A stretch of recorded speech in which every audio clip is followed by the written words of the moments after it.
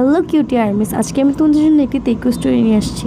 স্টোরিটির নাম অধিকার। আমি স্টোরিটা তখনই কন্টিনিউ করবো যখন তোমরা রেসপন্স করবা, আর বেশি বেশি সাবস্ক্রাইব এন্ড লাইক আর কমেন্ট করে দিই।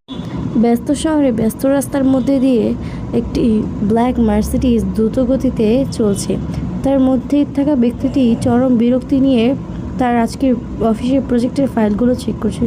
হঠাৎ করে ব্রেক করায় সে হুমড়ি খেয়ে সামনের দিকে পড়ে আর রেগে কট মিটিয়ে তোর ড্রাইভারকে বলে, তুমি কি ঠিক করে গাড়ির ব্রেকটাও মারতে পারো না? সরি স্যার, হঠাৎ করে একটা বাচ্চা গাড়ির সামনে চলে এসেছে তো তাই দেখিনি। স্টুপিড কোথাকার, ঠিক করে গাড়িটাও চালাতে পারে না। বাচ্চাটার কোনো ক্ষতি হয়নি তো? গিয়ে দেখো তো, কোনো ক্ষতি হলে তো আবার সমস্যা। না স্যার, মনে হয় একটু ব্যথা পেয়েছে হয়তো। স্টুপিড কোথাকার। এই বলেই জাঙ্কুক গাড়ি থেকে নেমে একটু সামনে এগোতে একটা 4-5 বছরের ছোট বাচ্চাকে দেখতে পায়।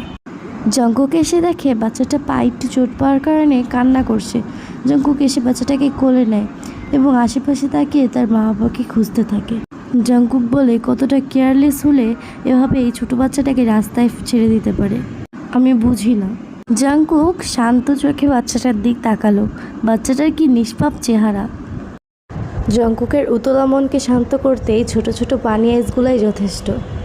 বাচ্চাটাকে কোলে নিয়ে তার যেন শান্তি অনুভব হচ্ছে। বাচ্চাটার কপালে সে গভীর একটা চুমু খেলো।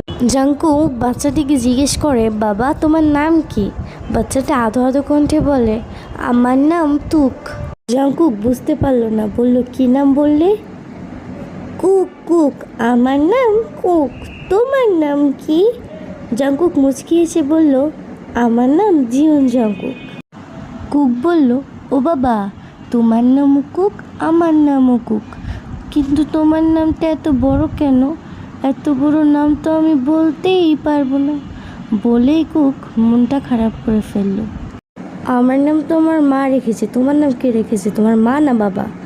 আমার নাম তো আমার মাম্মা রেখেছে। জাঙ্কুকের যেন কুককে দেখে নিজের সন্তানের কথা মনে পড়লো। আজ যদি সে আর ওয়েন একসাথে থাকতো তাহলে তাদের বাচ্চাটাও তাকে বাবা বলে ডাকতো। কিন্তু নিয়তির পরিহাস, সে আজ নিঃস্ব। জাঙ্কুক ভাবতে থাকে, আজ হয়তো আমার ছেলে মেয়ে বেঁচে থাকলে এতটাই বড় হতো। আমি কতটা নিষ্ঠুর বাবা, যে কিনা সন্তানের পৃথিবীর আলো দেখার আগেই তাকে মেরে ফেলতে চেয়েছি। আজ আমি আমার পাপের শাস্তি পাচ্ছি। প্রতিটা মুহূর্তে আমি আমার সন্তানের জন্য ছটফট করছি, কিন্তু সে আমার কাছে নেই। আমি জানিও না আমার ছেলে হয়েছে নাকি মেয়ে, সে আদেও বেঁচে আছে কিনা। জাঙ্কুকের ভাবনার মাঝে উল্টো পাশ থেকে একটি ভদ্রলোক এসে দৌড় দিয়ে বাচ্চাটিকে কোলে নিয়ে ব্যস্ত কণ্ঠে বলতে থাকে,